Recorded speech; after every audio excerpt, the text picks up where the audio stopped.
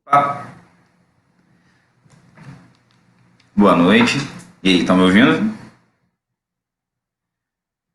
Boa noite. Vamos fazer uns testezinhos de som aqui para ver se está tudo funcionando direitinho. Vrá, você me avisa se está tudo certinho? Ah, já estou aparecendo aqui, consegui abrir aqui no celular. Maravilha. E a gente já começa? A gente vai fazendo os testinhos de som, pergunta, a galera vai respondendo no chat se está tudo certo? Ou a gente está ainda esperando um pouquinho para ver se entra mais gente?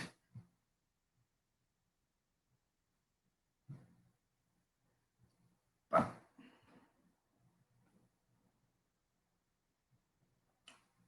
Hein?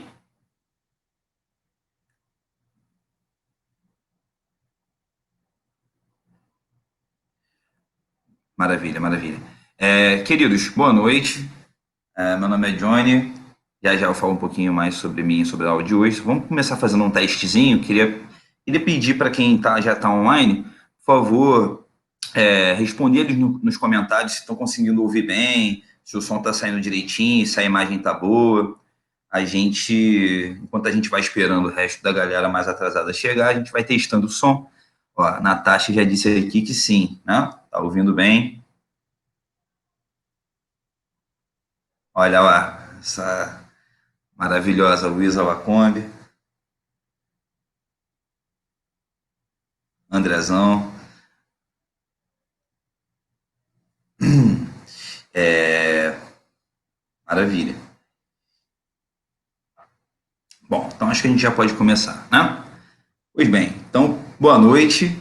Meu nome, como eu disse antes, é Johnny Carlos, eu sou professor de língua portuguesa, ajudo a construir o pré-vestibular Mais Nós desde a sua primeira turma, né? Desde a fundação. Na verdade, o Mais Nós é um grande sonho que a gente sempre teve, né, no passado, e que hoje é uma das ferramentas mais importantes, mais interessantes até, na verdade, de intervenção aí na cidade do Rio de Janeiro. Então, tem sido uma grande honra, na verdade, construir essa ferramenta ao longo dos anos, né? Às vezes um pouco mais, às vezes um pouco menos. Para quem não conhece, o Mais Nós é um movimento popular, né, de educação popular, que organiza pré-vestibulares em várias regiões do Rio de Janeiro, né, não só da cidade, mas do estado. A gente tem algumas turmas, tem turma em Nilópolis, turma em Caxias, turma em Realengo, turma no Alemão, turma é tanta turma que a gente até esquece. Na Cidade de Deus, turma em São Gonçalo, no centro. E é um movimento que tem se colocado aí sempre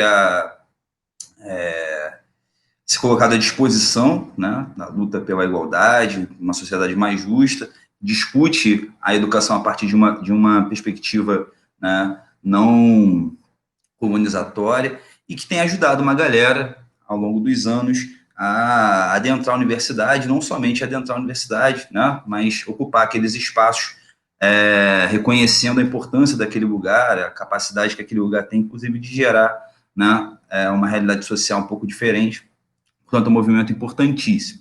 Tem um roteirinho aqui, que eu preciso, um roteirinho de comentários antes que a gente comece, e aí pediram para eu avisar lembrar um pouquinho as recomendações, né, que a gente tem em relação ao Covid-19, um dos momentos mais difíceis que a gente tem atravessado na nossa geração.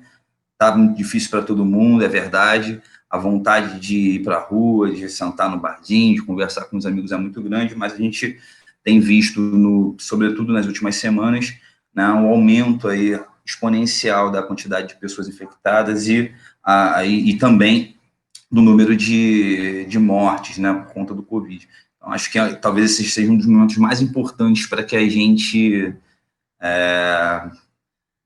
faça, né, de alguma forma, a nossa militância, mas de uma forma responsável, né? Então é muito importante que todo mundo que puder fique em casa. Existem algumas ferramentas aí, como por exemplo o Mais Nós, que estão contribuindo com que a nossa quarentena seja um pouco mais tranquila, que você também não abandone os seus estudos, né? Então, toda quarta-feira, o movimento de educação popular Mais Nós está fazendo lives, né, relacionadas aos temas abordados no vestibular, e também sempre fazendo um paralelo bacana com o mundo, né, com o Brasil que a gente está vivendo.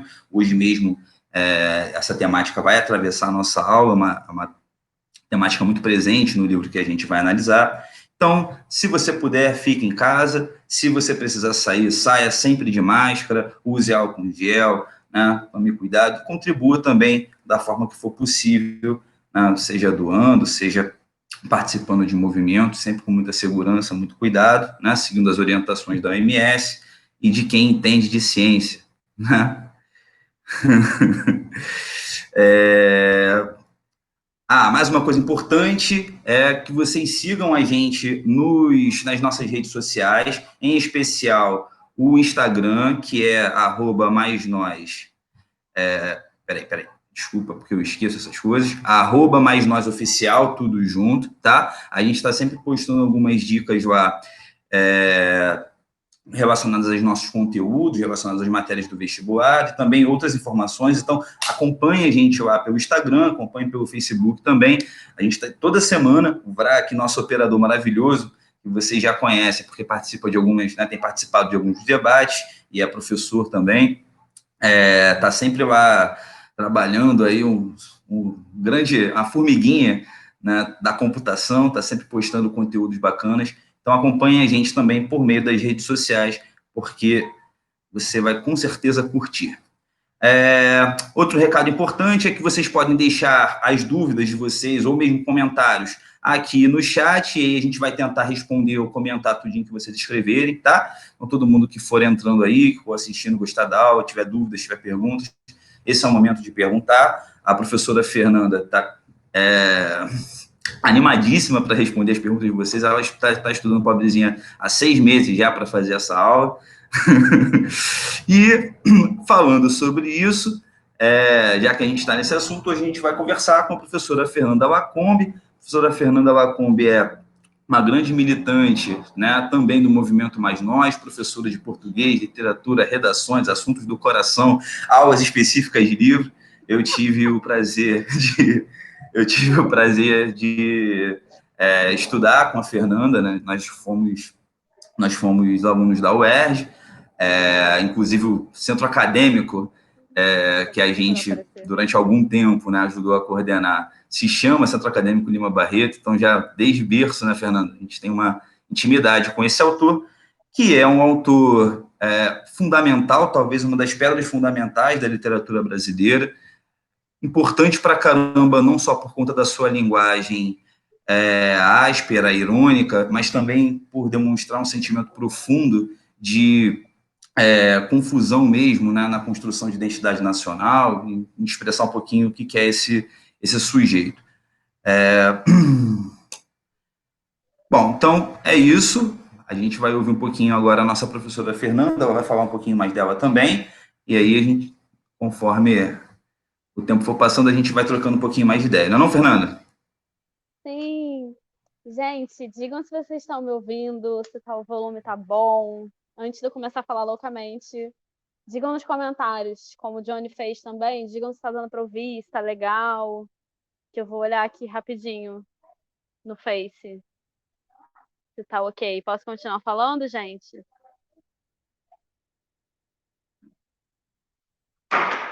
Tá dando pra ouvir, galera? Digam nos comentários, por favor.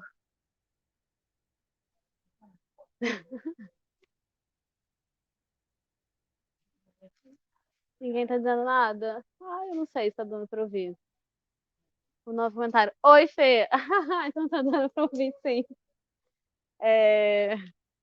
Gente, como o Johnny falou, eu sou a Fernanda, eu sou professora do Mais Nós desde 2017, dando turma do centro, né, que funciona no IFIX, um dos campos da FRJ. E eu fiz letras na UERJ também, como o Johnny falou, né? Sou formada em português e literatura. E, como o Johnny também lembrou, né, a UERJ, o centro acadêmico da UERJ de letras, presta essa homenagem para o Lima Barreto, né, que é o nosso querido Dalby, que nos deu tantas lições tão importantes. E a ideia daqui da aula, gente, que é falar um pouquinho do Triste Fim de Policarpo Quaresma, né? É o livro que a ideia original dessa aula, né? Por que a gente falaria disso? Quem já foi nosso aluno conhece esse processo, né? Que a gente sempre dá as aulas sobre os livros da UERJ. E a ideia dessa aula, essa aula já aconteceria, né? Um aulão falando, trazendo os temas do livro, mas por conta da epidemia, por conta do adiamento da prova da UERJ, a gente decidiu manter essa aula falando de uma forma mais ampla. Não necessariamente vai ser a única aula sobre o livro que a gente vai ter. Ih, tá baixo. Ai, meu Deus. Eu acho que eu vou falar mais alto, gente, porque é como eu sei resolver esse problema. Eu vou tentar falar um pouco mais alto, vocês digam se melhorou, se não melhorou, que eu estou olhando aqui do lado do computador. E, por favor, gente, a professora é muito ruim com tecnologia. Não reparem. Então, a ideia hoje é a gente discutir o livro do Lima Barreto, discutir o Triste Fim de Policarpo Quaresma, que seria a leitura obrigatória do primeiro exame de qualificação da UERJ, da prova de português e literatura. A gente não sabe ainda como vai se desenrolar, a UERJ adiou esse primeiro exame, suspendeu, né? Mas, de qualquer forma, é um livro muito bom, é sempre muito bom a gente poder falar, é um livro que o Lima Barreto cai no vestibular de qualquer forma, cai no Enem. E como o Johnny apresentou, a ideia era que a gente falasse um pouco sobre o tema da construção da identidade nacional, construção de uma identidade brasileira. E como isso aparece nesse romance, como isso é um tema pertinente para esse romance. Então, para começar, gente, eu queria apresentar o Lima Barreto para vocês. Vou começar a pedir para a galera do suporte da comunicação que se tiver algum problema, mandem mensagem, sinalizem aqui e avisem nos comentários. O Lima Barreto, então, ele é um autor da virada do século XX para o século XIX, né? Um autor brasileiro, e que é o que a gente chama de um autor pré-modernista, né? Vocês certamente que já tiveram aula de literatura estão acostumados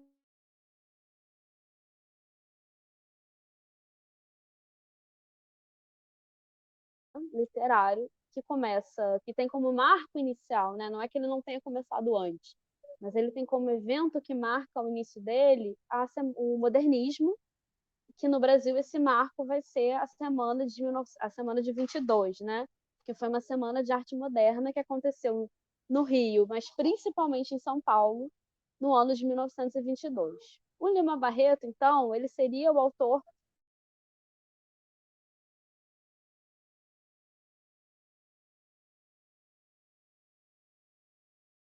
faziam parte de um movimento que era pré-modernista, que estava prevendo a chegada do modernismo? Não, isso é uma coisa que é importante vocês entenderem. O pré-modernismo ele não é um movimento literário como o modernismo foi, como o romantismo foi, e como outros, no sentido de que você não tinha um grupo de autores que se chamavam de pré-modernistas propondo uma nova forma de fazer arte. O que você tem são alguns autores que escrevem nesses anos antes da semana de 22, mas que adiantam coisas que o modernismo vai trazer. O modernismo ele é um dos movimentos que mais traz inovações, que mais quer romper barreiras, romper com a forma antiga de fazer arte, de fazer literatura também e outras formas de arte. O pré-modernismo, a gente chama de pré-modernistas todos os autores que adiantam alguma dessas inovações, que de alguma forma já estão antecipando aquilo que o modernismo vai trazer. E o Lima Barreto é um desses autores, né? Para citar exemplos, a gente também chama de pré-modernista o Euclides da Cunha, sobre os sertões. E eu estou falando do Euclides porque ele vai ser importante para a conversa que a gente está falando hoje também, né? A gente não vai falar longamente dele, mas ele também é importante. Então, o Lima Barreto, esse autor, né, que viveu a vida inteira no Rio de Janeiro, cujo aniversário é 13 de maio, que é o dia em que foi declarada a abolição da escravatura no Brasil. Também é toda uma discussão se houve uma abolição de fato, se ela foi efetiva ou não. É uma discussão que segue até hoje, que foi tema de um aulão do Mais Nós em 2018. E o Lima Barreto nasce no dia 13 de maio, alguns anos depois da abolição. Vai ser um romancista e também um cronista e contista, né? Mas ele vai se destacar na prosa. E é importante a gente entender, então, se não existia um movimento pré-modernista, a gente pensar como estava a arte, como estava a literatura no momento que Lima Barreto começa a escrever e começa a publicar. Né? Vocês devem lembrar que a gente teve no século XIX, no início do século XIX, um movimento chamado Romantismo, que a gente vai voltar hoje, que é importante, mas o século XIX se encerrou na literatura com um movimento chamado Parnasianismo. O que era o Parnasianismo? O Parnasianismo era um movimento literário que defendia a arte pela arte. Ou seja, ele defendia que a arte não deveria se engajar em temas sociais. Isso porque os autores que tinham vindo antes do parnasianismo, os autores do século XIX, alguns mais, outros menos, tinham falado de questões sociais, tinham falado de desigualdade social, né, gente? A gente não pode esquecer que o século XIX é o século do Karl Marx, é o século do Manifesto Comunista, é o século que o socialismo se estabelece como uma doutrina ideológica, como uma forma de ler o mundo. E uma coisa que o socialismo faz é justamente apontar essas desigualdades sociais, assim como o comunismo, o anarquismo também.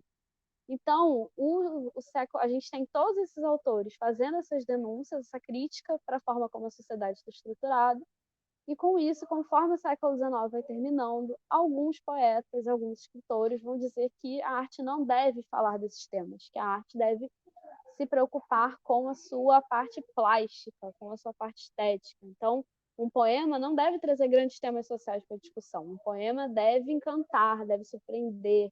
Um poema deve ser precioso, né? O parnasianismo tem como característica esse uso da preciosidade, que são palavras preciosas. Você não usa qualquer palavra num poema parnasiano, você usa palavras muito específicas, muito rebuscadas.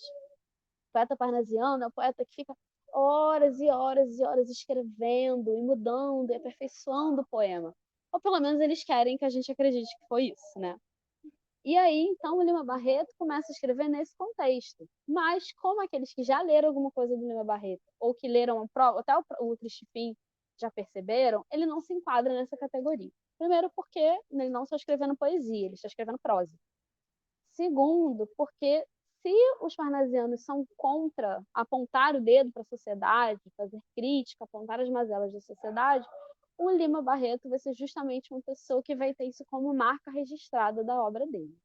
Né? Então, Lima Barreto viveu a vida dele no Rio de Janeiro, viveu no subúrbio do Rio de Janeiro, né? O pai dele foi diretor de um hospital psiquiátrico na Ilha do Governador, e ele viveu boa parte da vida dele lá. Ele próprio, mais adiante, vai ser internado em um hospital psiquiátrico, naquele da Praia Vermelha, que hoje, hoje além do hospital, a gente tem ali funcionando o campus da FRJ e justamente o Instituto de Psicologia. E o Lima Barreto vai, inclusive, ter passagens por esse hospital por conta de alcoolismo. Mas ele também vai ser um autor que vai produzir muito, de forma nenhuma a gente tem que achar que isso resume quem é o Lima Barreto. Vai ser um autor que vai produzir muito, vai escrever para jornais também, mas vai ter como marca essa literatura que faz crítica à sociedade, que aponta os problemas da sociedade. Né, gente? E a gente com certeza já percebeu isso no Triste Fim de Policarpo Quaresma. Tem uma série de críticas, seja ao governo, seja a forma como as pessoas se comportam, seja algumas práticas sociais, né? Se vocês ainda estão lendo o livro, ou até já leram, ou vão ler ainda, eu peço que vocês prestem bastante atenção na personagem da Ismênia, que é a filha do... ela é vizinha, né? Ela é filha do vizinho do Policarpo Quaresma, e ela é uma personagem muito interessante, que tem aquela história de que o sonho da vida dela, pelo menos o destino que estava atribuído a ela é se casar.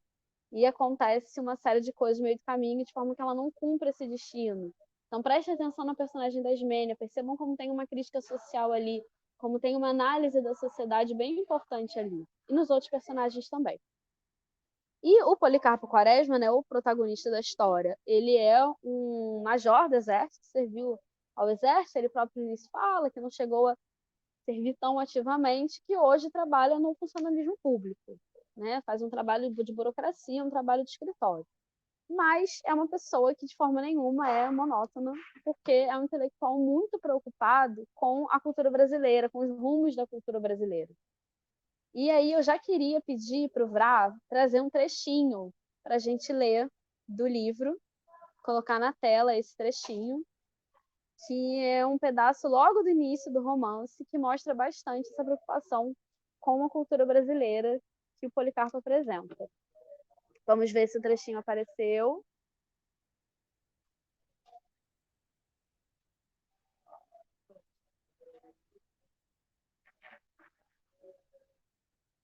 Apareceu a foto do Lima Barreto, né, gente? Maravilhoso, essa foto, muito bonita. Isso, vou ler agora. Na repartição, os pequenos empregados, amanuenses e escreventes, tendo notícia desse seu estudo do idioma tupiniquim, deram não se sabe por quê em chamá-lo Birajara. Certa vez, o escrevente Azevedo, ao assinar o ponto distraído, sem reparar quem ele estava às costas, disse em tom chocarreiro: Você já viu que hoje o Birajara... Ih, gente, fechou. Você já viu que hoje o Birajara está tardando? Né? É da página 4 de uma edição do que eu vou colocar no link quando terminar, que é uma edição do domínio público, porque é um livro que já faz parte do domínio público, que não precisa pagar para ter acesso, né? E aí vocês devem estar, quem lê o livro lembra, né, que o Policarpo Quaresma, nesse trecho da história, se dedicou a estudar o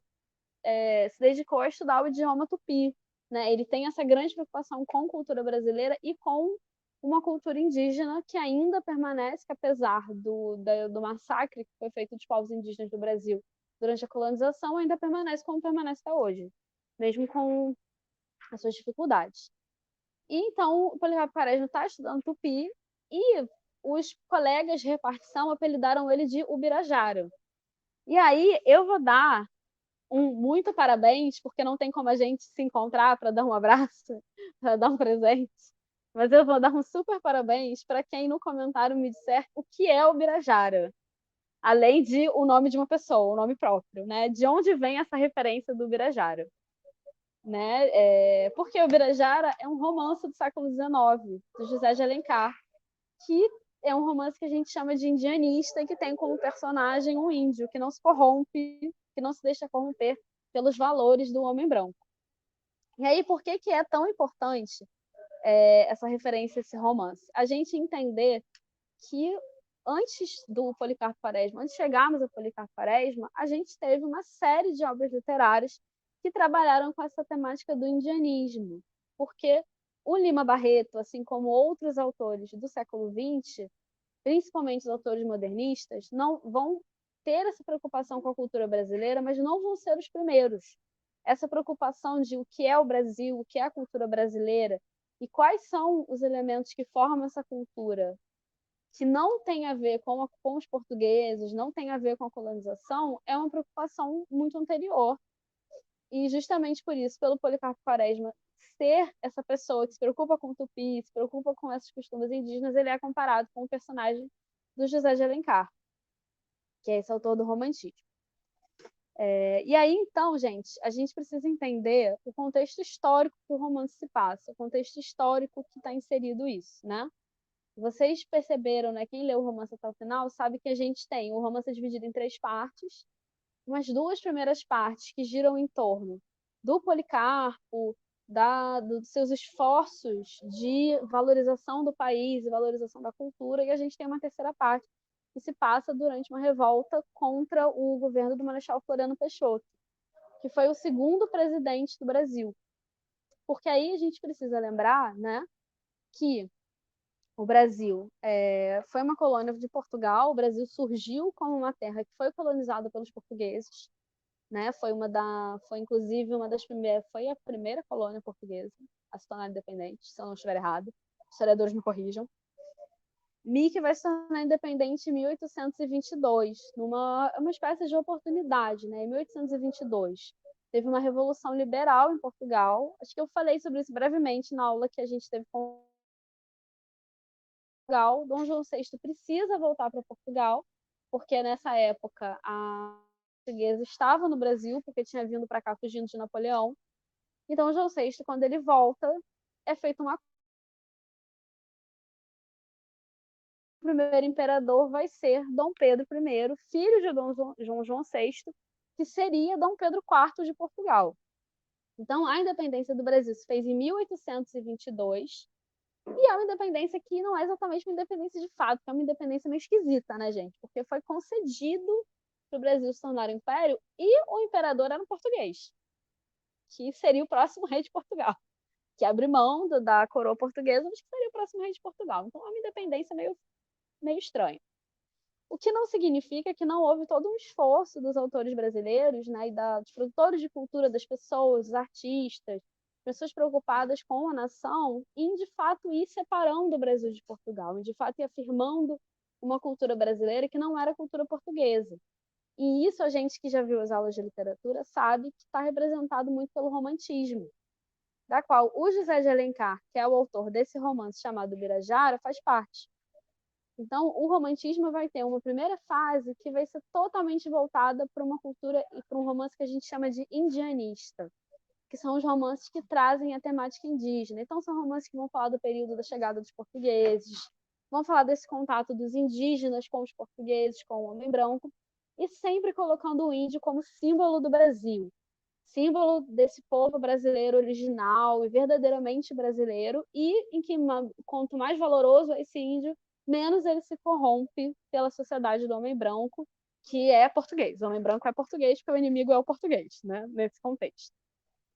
E aí, gente, vamos pensar agora aqui comigo, então.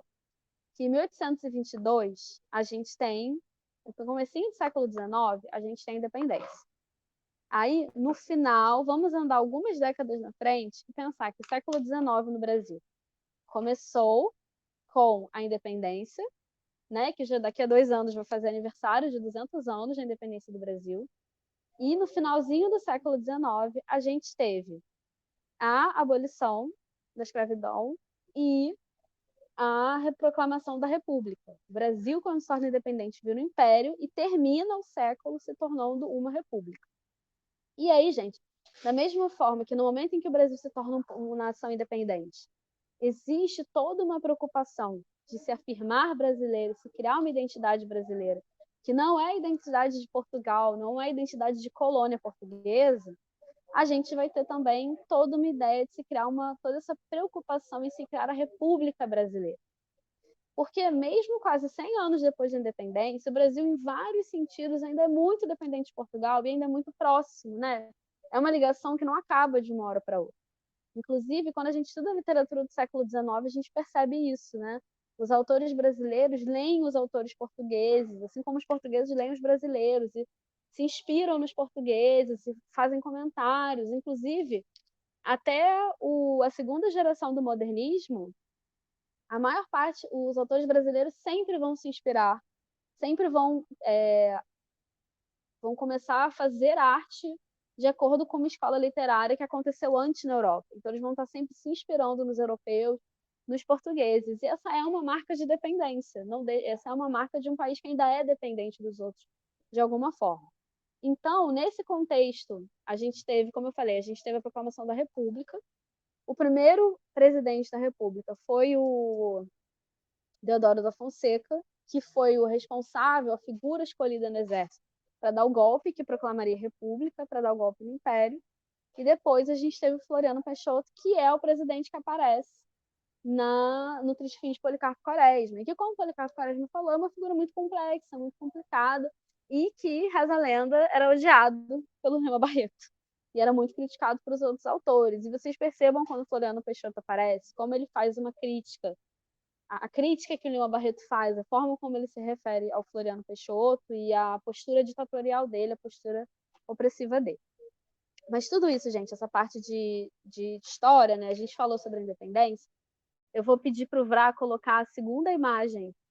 Na verdade, é a segunda imagem, que é o quadro Independência ou Morte, que é um quadro que quem está assistindo as lives do Mais Nós já viu.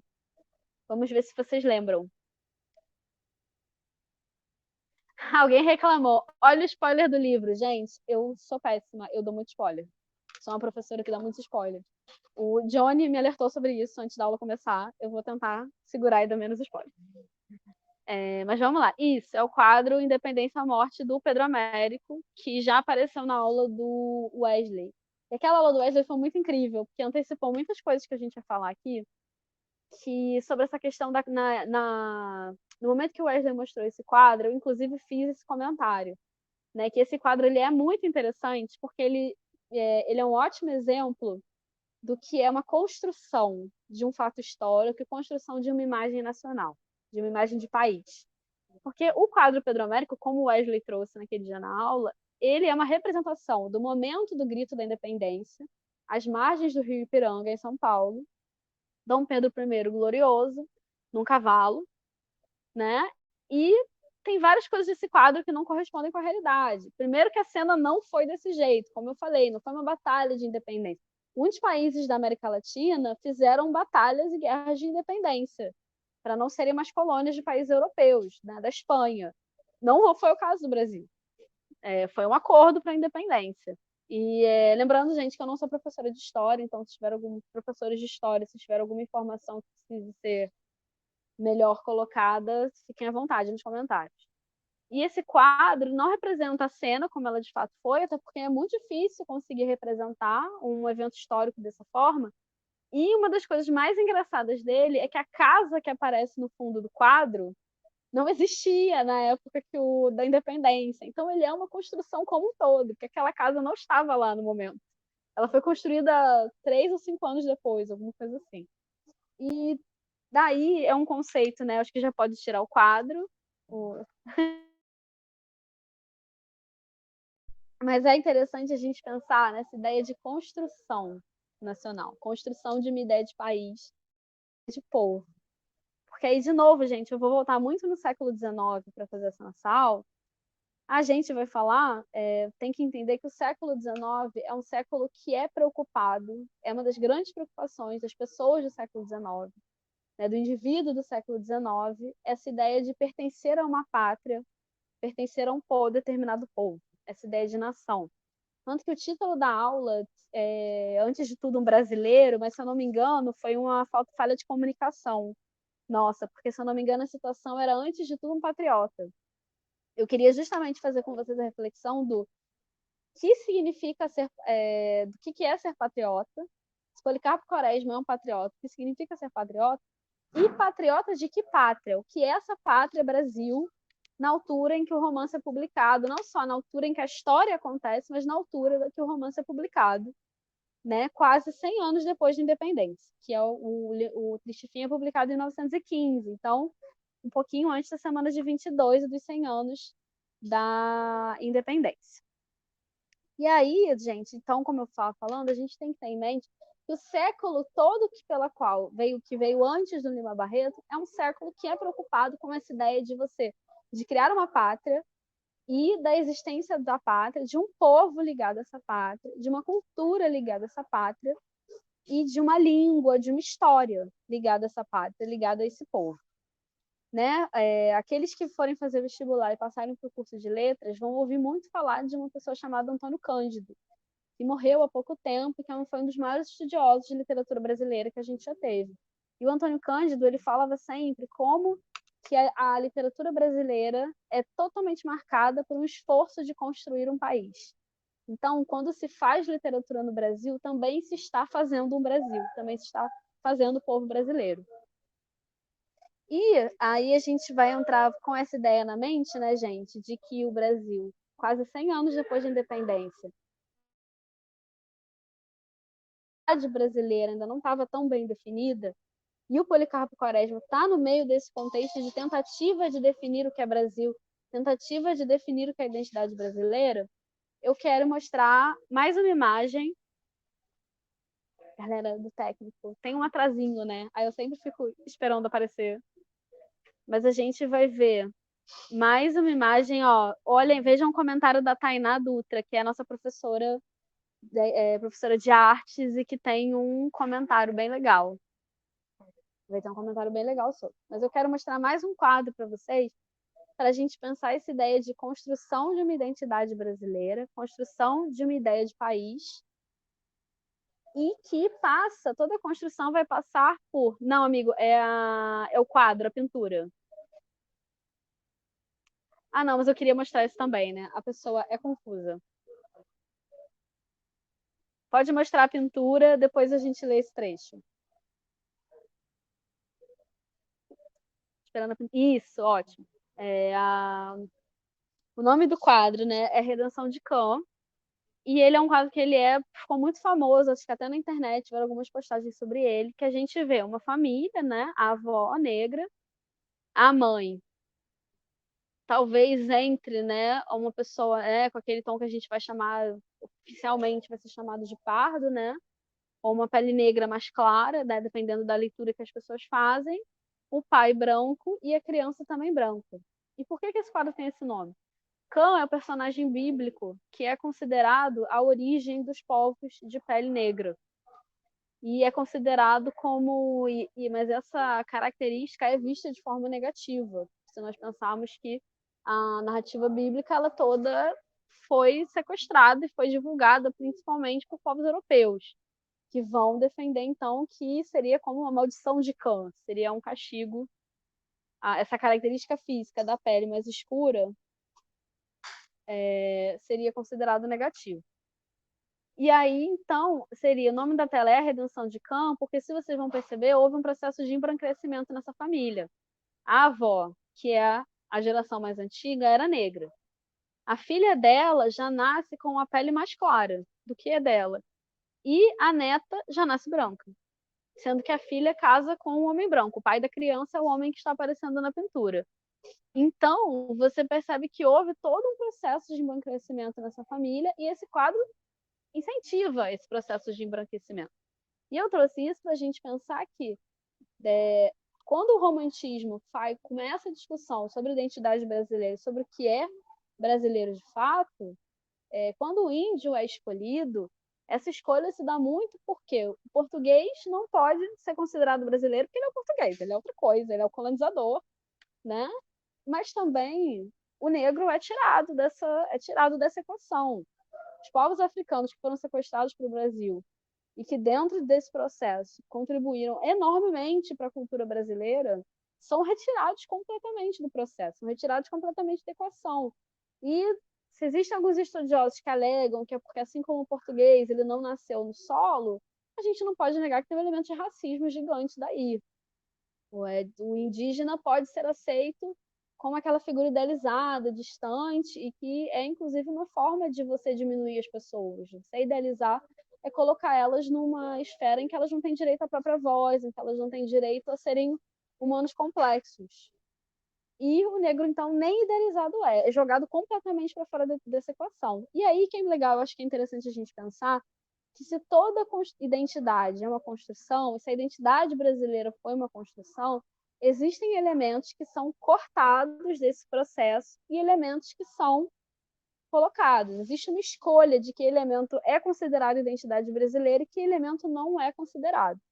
E aí eu vou pedir para o Vrá colocar o trechinho do romance, que a gente vai ler, o segundo slide com o trecho do romance. Que a gente vai ler um pedacinho sobre como acontece esse processo, né? Como que vai ler um trechinho um pouquinho sobre essa questão do folclore, né? Que é na parte do romance que o Policarpo Quaresma vai falar sobre o folclore, sobre esse processo. Não sei se já apareceu.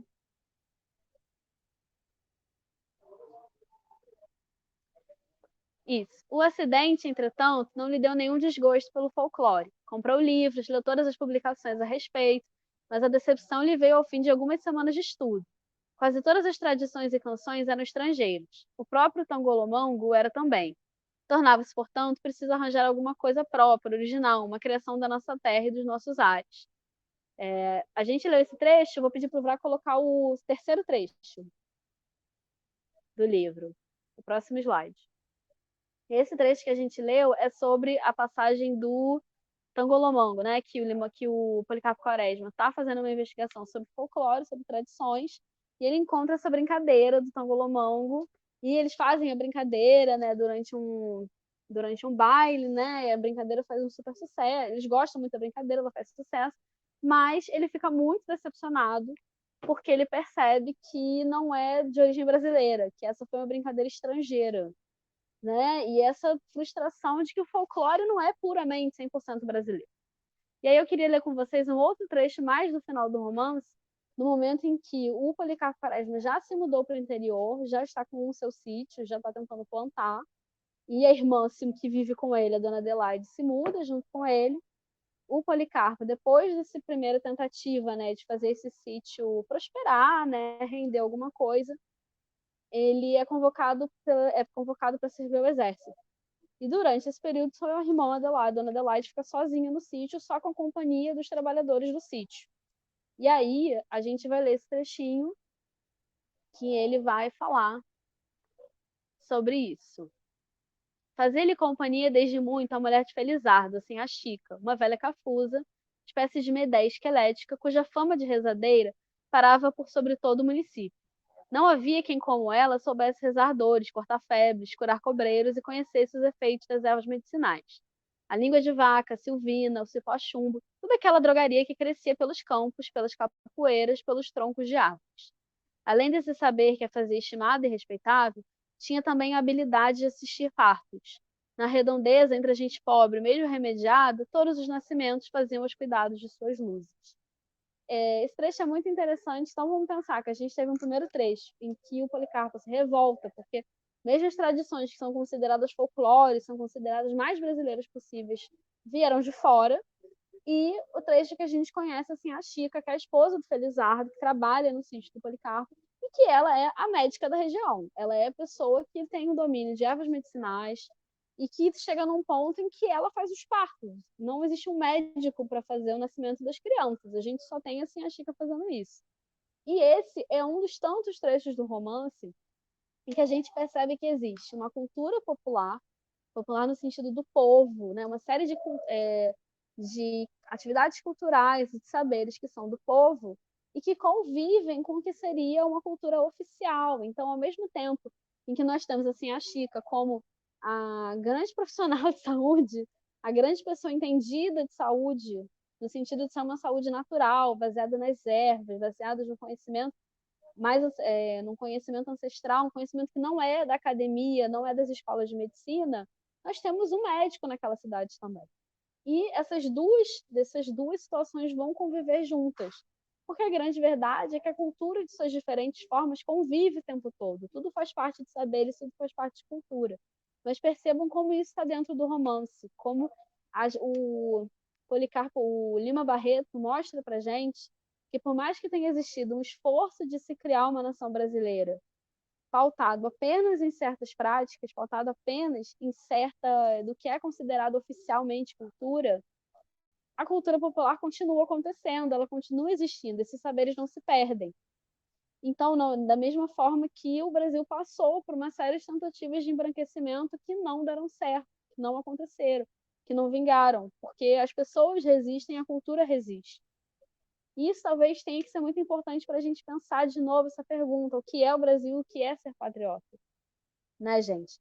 Já partindo mais para o nosso final da nossa aula, né, fechar essa discussão, para o Johnny trazer o questionamento, a gente lê as perguntas de vocês, para a gente pensar que esse tema, o Policarpo Quaresma se considerava um patriota, no sentido de que ele era uma pessoa que se preocupava com o Brasil, pensava sobre o seu país e se preocupava em manter vivas as tradições, ao ponto de que ele acreditava que era preciso falar tupi, não falar português, uma série de outras coisas que parecem um pouco excêntricas para a gente, mas que a gente não pode negar que existe uma preocupação de manter essa tradição viva.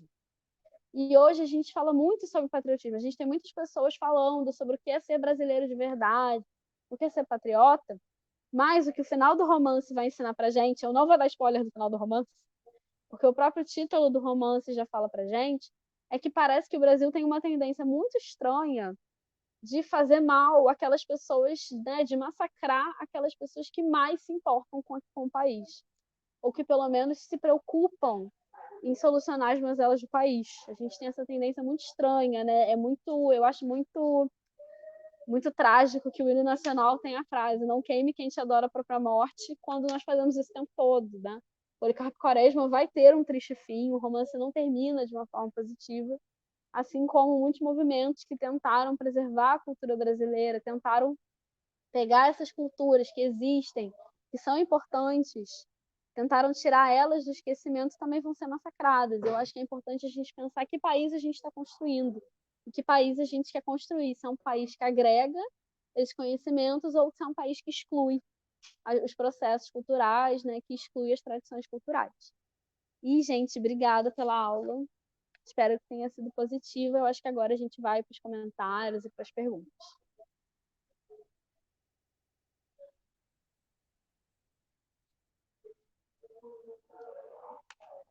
Inicial. Até agora não me apareceram muitas perguntas, né?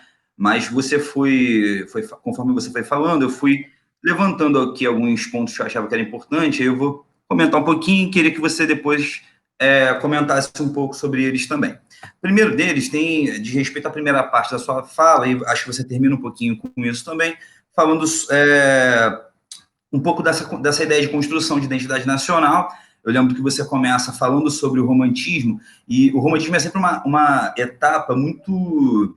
Sou professor de literatura, né, também, e sempre tem que falar de romantismo, mas é uma etapa muito dura, por conta exatamente de eu achar que o romantismo, ele representa uma estética que, muito mais do que simplesmente tenta expressar, né, uma forma de pensar, uma forma de fazer cultura, mas também se comporta como uma literatura quase que formativa, né, no sentido de ser uma cartilha comportamental, né, do que a gente deveria pensar. Então, você tem, por exemplo, a construção da figura do indígena, mas não pode ser qualquer indígena, né, como você disse, aquele indígena embranquecido, que é peri, que é o sujeito super forte e tal.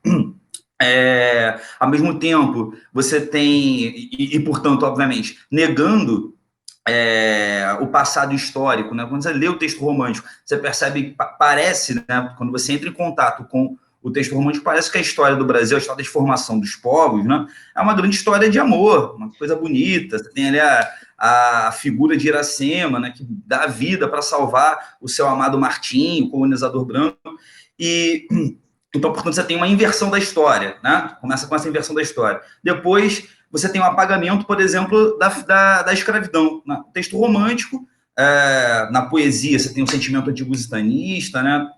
Já na terceira fase, com o Castro Alves, uma certa crítica à escravidão, mas nos textos em prosa, que obviamente eram os mais lidos e que serviam como cartilha, ainda mais quando a gente pensa que, na verdade, o Brasil é Brasil há muito pouco tempo, né? A gente só pode considerar Brasil a partir do momento em que a coroa portuguesa chega aqui, a cidade começa a se transformar, a se adaptar para receber essas pessoas, e essa formação de uma nova geração, então é interessante lembrar sempre disso. O Brasil é um país muito jovem, né, que forma a sua república já no final do século XIX, e que tem um desenvolvimento muito acelerado, na verdade, forçado pela situação do rei de Portugal, vindo para cá e tal.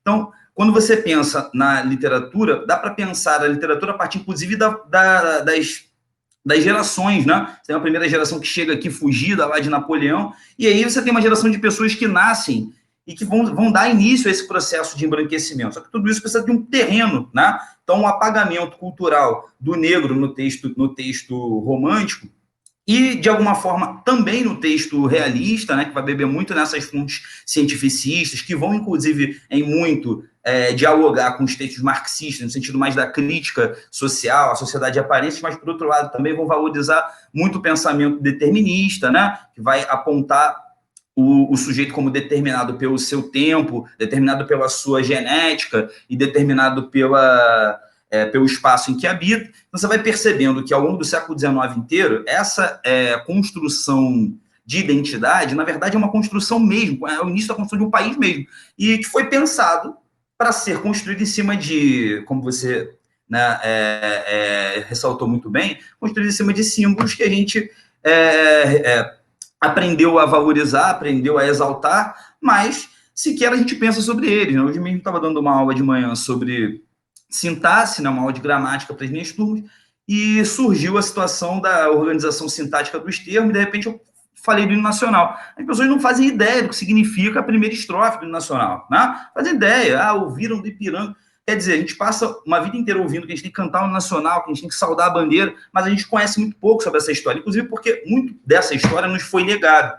Outro elemento importante que eu acho que é bacana de ressaltar é que os pré-modernistas, né, que foram chamados assim, na verdade, já na década de 50, já em 1950, os pré-modernistas são os primeiros literatos, né, autores de literatura, a comentar fatos históricos reais, né, situações do Brasil. O próprio Três Fins de Policarpo Quaresma termina com uma situação em volta da Revolta da Armada. Né? Então, acho que esse contato que o Lima Barreto faz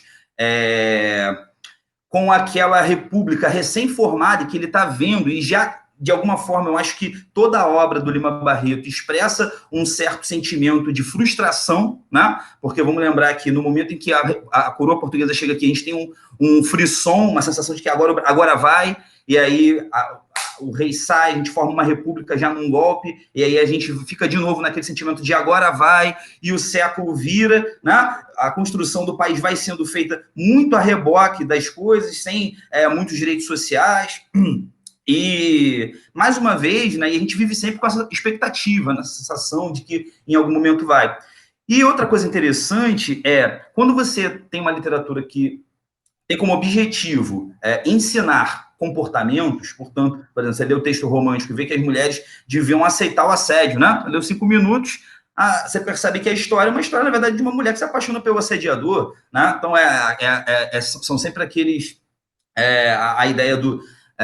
a mulher ela tem que ser submissa de fato, a valorização da família e tal, o realismo vem, desconstrói essa coisa toda.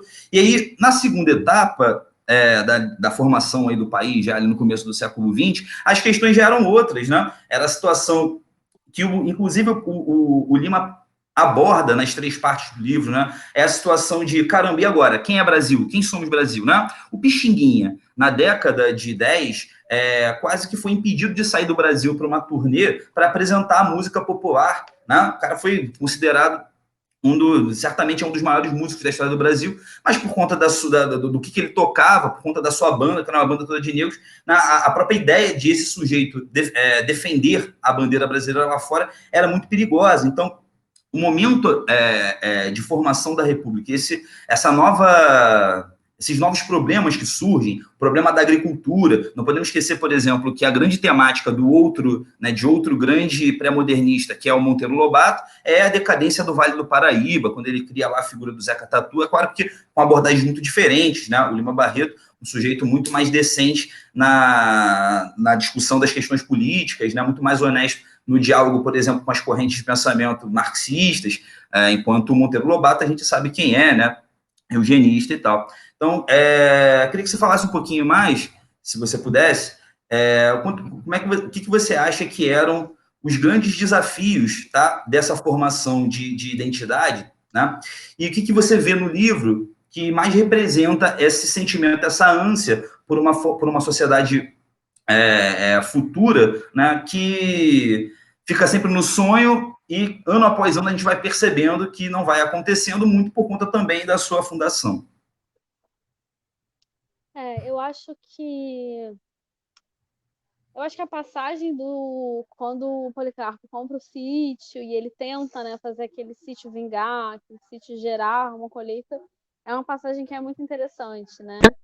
Que é porque a gente percebe, né, inclusive nessa passagem, a filhada do Policarpo vai visitar e ela não aparece só as impressões dele, né? Aparecem as impressões dela e ela fala justamente sobre uma região que é muito empobrecida, que tecnicamente seria farta, que teria, né, por causa da agricultura, você teria oportunidade de pelo menos existir um sustento, mas você não dá nenhum tipo de forma de incentivo para as pessoas de terem isso, e pelo contrário, você vê as pessoas sem plantarem nada, apenas sofrendo com aquilo tudo. E eu lembro que no começo eu citei, né, o Euclides da Cunha como um dos pré-modernistas, falei do caso de Canudos, que eu acho que Canudos é um exemplo muito emblemático. Como você comentou, né, Johnny? É outro exemplo de um fato histórico que é trazido para a literatura. E acho que ele é muito emblemático desse desafio que aparece no romance, no Triste Fim, não é? Porque a história de Canudos é de uma rebelião popular que girava em torno do Antônio Conselheiro, que era um líder messiânico e que defendia a volta de Dom Sebastião. E eu me lembro muito do meu professor de história do ensino médio, Arthur, que também foi a primeira pessoa com quem eu falou sobre o Lima Barreto, né, durante o meu ensino médio. E eu me lembro dele comentando o quanto que existe uma falta de compreensão por parte das autoridades para compreenderem Canudos e entenderem com o que eles estão lidando. Porque, obviamente, é uma situação muito peculiar. No meio da República já instaurada, você ter um grupo de pessoas que não só acredita num líder messiânico, como defende um mito, que é inclusive um mito português, da volta do rei Dom Sebastião, que irá salvar a cristandade. Mas, ao mesmo tempo, é preciso entender o que a República significava para pessoas como as pessoas de Canudo, né? A República é um bicho de 7 cabeças, completamente burocrático, que ofende as crenças, porque no momento em que você diz que o Estado vai se ocupar do casamento, da morte e de nascimento, né, que são todos esses documentos de Estado, certidão de nascimento, certidão de óbito, você está ofendendo a crença das pessoas. E eu acho que o Triste Fim tem um pouco daquilo que aparece nos Sertões, do Euclides da Cunha, que ele fala de Canudos, no sentido de que você tem um país que quer se forçar a ser uma civilização, com muitas aspas, com muitos questionamentos do que é uma civilização de verdade, não é? Você tem um país que se pretende se modernizar, se pretende ser uma certa terra de doutores, de bacharéis, sempre ao molde europeu, mas que não é. E eu acho que é importante a gente pensar que mais do que uma discussão sobre o Brasil não tem jeito, né? O Brasil vai ser sempre a terra do negro e do índio, que não é esse o debate, mas como que o Brasil é muito mais amplo. O Brasil não é só uma ex-colônia de Portugal. O Brasil tem todas essas culturas juntas, né? De todas as culturas próximas, elas têm que ser entendidas, elas não podem ser jogadas para fora e eliminadas como algo que tem que ser expurgado. A complexidade do Brasil é a complexidade. A história do Brasil aconteceu e tem fatos que a gente não consegue voltar atrás e reverter, mas é justamente isso que faz a complexidade desse país e que provou para a gente em diversos momentos que quando todas as culturas são abraçadas, que de fato a gente consegue entender quais são os grandes desafios, quais são e pensar até possíveis soluções para os problemas do país. E não sei se a gente teve comentários na nossa página, né, Johnny? Você... Então, tem um comentário. A Tainá faz um comentário muito bacana, Fernanda, sobre o livro, né? Eu imagino que sobre o Grito do Ipiranga, do Pedro Américo. O quadro tem como base uma obra de uma escola francesa de belas artes sobre a vitória de Napoleão. A referência em si dá muitas pistas sobre a construção do país e o que significa. Particularmente, eu gosto muito também dessa história, da história desse quadro, essa referência da casa é muito bacana, né? E mostra, eu concordo que mostra muito sobre a ideia de construção de país a partir de símbolos que são meio que imaginários, né? Isso, inclusive, traz uma questão interessante, porque a gente vive um momento histórico em que se dizer patriota parece uma grande coisa, né? Então, o sujeito é patriota pra caramba. Ele defende pra caramba os limites imaginários, né, geográficos do país. Aí você fala assim, pô, cara, então, defender a soberania de um povo é defender o povo brasileiro, né? Quem é o povo brasileiro? É uma mulher preta que cria seus filhos sozinha, né? O que é a cultura brasileira? É o samba, que teve, né, na figura do Pixinguinha, né, a sua ida à Europa negada, depois foi caçado, que foi preso e depois teve que se enquadrar dentro de uma lógica, né, mais televisiva para ser popular.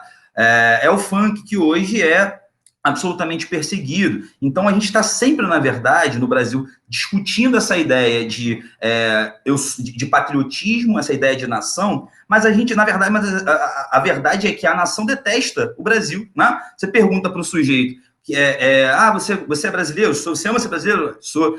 Qual é o melhor povo do Brasil? O povo do Sul. Qual é o lugar mais bonito do Brasil? Certamente é Gramado. E você percebe o quanto que a história e a forma como, na verdade, esses símbolos vão sendo criados acabam, na verdade, se repetindo, né? Como diria o Marx, a história vai se repetindo, uma vez como tragédia, depois como farsa. E é isso, a expectativa de que o Brasil agora vai, e a gente vai apostando em novos símbolos, e a gente aposta agora num presidente que se veste de verde e amarelo, né? E é tudo muito parecido com o que aconteceu no século XIX, né? Essa construção de uma identidade que, por exemplo, não privilegia aquilo que há de mais brasileiro, né? Que é exatamente a mistura. Eu acho que o Lima Barreto brinca muito com isso no Triste Fim, né? Aquele momento em que ele começa a plantar lá no sítio do Sossego e percebe que não vai conseguir desenvolver a terra porque ele precisa de produtos estrangeiros, né? Ele precisa de produtos europeus para conseguir melhor tratar a terra. Então, uma brincadeira ali com uma ideia que ainda não estava em voga, mas que em breve seria a grande questão, que é a globalização, né? Que é, na verdade, essa ideia de um indivíduo que é cidadão do mundo. Isso está presente o tempo inteiro ali. Claro que a gente não está dizendo aqui que não se deva defender o nosso país, né? Mas essa ideia de defesa das cores, de defesa de um território, é problemática pra caramba, né? Defender um país devia significar defender o seu povo, defender, de fato, a liberdade absoluta do seu povo, a igualdade, aqueles valores que, inclusive, foram os valores sobre os quais a nossa república teoricamente foi formada, mas aí a gente vai vendo a história acontecer. Eu acho que o sentimento do Lima Barreto em toda a sua obra, né, não só no Triste Fim, esse sentimento de frustração total, é um pouco a frustração que todo homem viveu na virada secular do século XIX para o século XX, né, daquela expectativa que nasce lá na Revolução Francesa, de agora ninguém é mais servo, nós somos livres, a gente vai construir, de fato, uma identidade nacional, a gente vai conseguir construir liberdade, igualdade, e hoje, né, ainda hoje a gente pode perguntar igualdade para quem, fraternidade entre quem, né? E liberdade para quase ninguém. E a Clara Maia, Fernando, ainda faz um outro comentário, eu pedi para você comentar. Ela diz: a mãe, por não ser tão retinta, acho que é sobre o outro quadro, é um pouco mais aceita do que, por exemplo, a avó, né? Do que é a avó. Ela está falando sobre o outro quadro. Sim, sobre a redenção de Khan, né? Uhum. Eu acho que esse é todo um grande debate, né? Eu acho que esse é um grande debate racial, que eu acho que inclusive é essa questão, né, do que passa muito por essa identidade. Eu acho que essa situação que o quadro mostra é uma situação que ainda é recente, que permanece, e que a gente percebe ela acontecendo no dia a dia, né? Você vê que a maior parte das pessoas, são poucas pessoas que se declaram negras, no sentido de que muitas vezes as pessoas vão se declarar. A própria delimitação do pardo é muito questionada dentro do debate racial, né? Porque seria uma forma de não ser negro. Você não é branco porque você entende. Eu penso isso, né? Que aquela pessoa que não é branca, ela percebe isso cedo, isso é mostrado para ela, de alguma forma é colocado para ela de que ela não pertence àquele lugar da branquitude. Mas, ao mesmo tempo, o negro sempre vai ser considerado negativo, sempre vai ser associado a algo negativo, e daí esse esforço de embranquecimento e como isso vai sendo passado, né? Eu acho que o quadro, ele é terrível, por um lado, porque no momento em que ele diz que é a redenção de Khan, você tem uma valorização disso, né? Você está fazendo a redenção no momento que você faz o embranquecimento, mas eu acho que ele é muito interessante por conta dele mostrar como são essas dinâmicas raciais na sociedade, como vai existir um esforço de embranquecimento que às vezes o indivíduo vai reproduzir, como é esse caso, né, dessa mulher negra que se casa com um homem de pele mais clara, a filha não é branca ainda, mas já tem a pele mais clara até chegar numa neta branca, mas que também foi reproduzido pela sociedade, pelo Estado, né? Houve uma política de embranquecimento do Estado brasileiro para tentar, né, existir uma previsão de que não existiriam mais pessoas, que a partir de 2012 não existiriam mais pessoas negras no Brasil, e fracassou miseravelmente, graças a Deus. Fracassou miseravelmente. Felizmente fracassou miseravelmente. Mas, mas eu acho que a dinâmica racial que existe no quadro ainda permanece, e talvez por isso esse quadro seja tão inquietante, por isso ele chame tanto a nossa atenção. E sempre que ele é exibido, as pessoas têm acesso a ele, ele chama tanta atenção. Principalmente para quem entende o título, quem conhece o fundo bíblico. E é bacana pensar também que tanto o quadro quanto as manifestações literárias, elas são fruto também de um momento de muita dúvida sobre tudo isso, né? Você tem, ao mesmo tempo, o Lima Barreto fazendo essa crítica e, do outro lado, você tem o Monteiro Lobato dizendo, né, com 100 meias palavras, que somente a miscigenação pode salvar o povo brasileiro, né? Ele produz lá a figura do Zeca Tatu e vai dizer, ó, a culpa da decadência do Vale da Paraíba é porque o brasileiro é preguiçoso, a mistura de raças, né? O índio trouxe ali a preguiça, o negro trouxe a malandragem, e somente se a gente misturar, né, produzir um processo de miscigenação profunda, é que a gente consegue ter algum sucesso. E é incrível porque, na verdade, isso abre uma nova etapa, portanto, dessa criação de identidade nacional. Né? Na verdade, que o Brasil passou e passa, sempre considerando que ele é um país muito jovem, ele passou e passa por muitas etapas de formação da sua identidade. Acho que, inclusive, é muito pouco difícil dizer o que seria a identidade do Brasil nesse momento. A Eliane Santana faz um seguinte comentário, uma pergunta também. Ela diz assim: levando em conta a independência estranha do Brasil, como disse a Fernanda, kkk, vocês acham que Dom Pedro livrou o país de Portugal pensando mesmo no povo brasileiro, apenas querendo atribuir interesses para si? Na verdade, Eliane, não dá para dizer que Dom Pedro livrou ninguém, né? A verdade é que a quero muito gente... comentar. Quer comentar? Então pode comentar. Você primeiro, por favor, mas eu quero muito comentar isso também. Então, não vou nem falar um pouquinho muito sobre o fator mais histórico, mas acho que sobre a questão mais política. A verdade é que o Brasil era um caldeirão na segunda metade do século XIX, né? Tinham vários fatores políticos acontecendo, várias revoltas urbanas, e já não tinha mais circunstância, não tinha circunstância política para manter o Brasil como colônia mesmo, né? Então é muito menos uma escolha, muito mais uma necessidade, e se lembrar, inclusive, que a República é formada a partir de um golpe, né? Tanto a independência quanto a formação da República são marcadas aí por esses. Pode falar, Fernanda. Não, eu quero comentar, eu também nessa aula que o Wesley trouxe o quadro, eu fiz esse comentário, né? Que é porque a gente não conhece, porque é isso, né? Nós não somos mais ex-colônia, também não acho que a gente tenha que conhecer, não.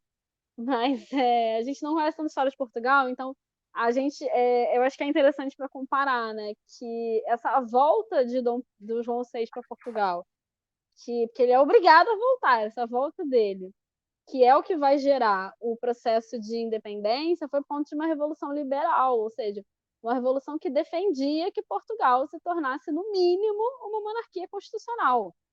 Era o mínimo. E eu sempre digo que isso é muito importante, porque para a gente entender que existem processos que são perversos que estão acontecendo, né?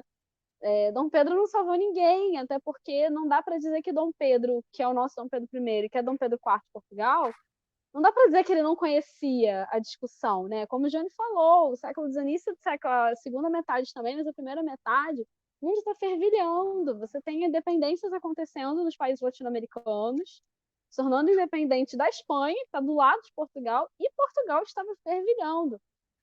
Não só fervilhando de instabilidade política. Se o século XIX começou com Napoleão, que tem muito a cara, né? De novo, também não sou professora de história, né? Mas que lembra muito uma forma de governar do absolutismo, do rei com poder absoluto. 1820, quando acontece a independência no Brasil, Portugal já tinha entrado num debate sério sobre, no mínimo, ser uma monarquia com constituição, ou seja, uma monarquia que o rei não manda, não faz o que ele quer completamente. Então, existiam esses debates, e não dá para dizer que é por ignorância que os portugueses, por exemplo, fazem esse acordo. Não dá para dizer que não existe essa discussão. Ela existe, mas como o Johnny falou, ela chegou num ponto que se torna insustentável continuar mantendo uma colônia, assim como chegam vários processos acontecem porque se tornam insustentáveis, mas porque já existia uma grande discussão política em torno deles. Já existia uma discussão sobre a independência do que eram essas colônias americanas, já existia uma discussão sobre a criação de repúblicas, não manter a monarquia, e é dentro disso que o império está colocado. E é isso, né, gente? Por mais que o Brasil se tornasse um império separado, se Dom João VI acaba morrendo um pouco depois, né? Mas se Dom João VI se torna rei e o filho dele é imperador do Brasil, existe uma relação que mantém o que era interessante, que eram as trocas comerciais, né? Você continua mantendo a situação bem interessante para Portugal, né?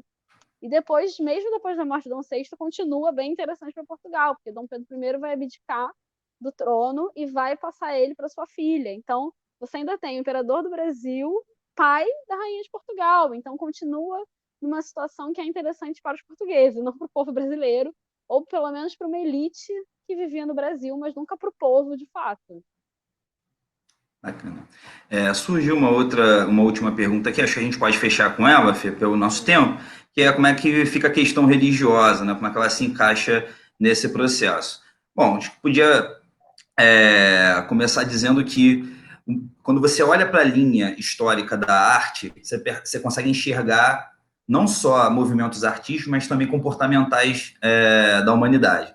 Então, o mundo sempre teve momentos de maior religiosidade, maior apego à religiosidade, e momentos de maior afastamento, né, dessa lógica religiosa. Para falar do cristianismo, é claro. Né? Então, o momento em que a obra é escrita, o momento de Lima Barreto, é um momento meio de desconexão, né, dessa república com a figura da igreja. Agora, é importante lembrar que a igreja é uma ferramenta, foi historicamente uma ferramenta também importante nessa ideia de formação de identidade. Né?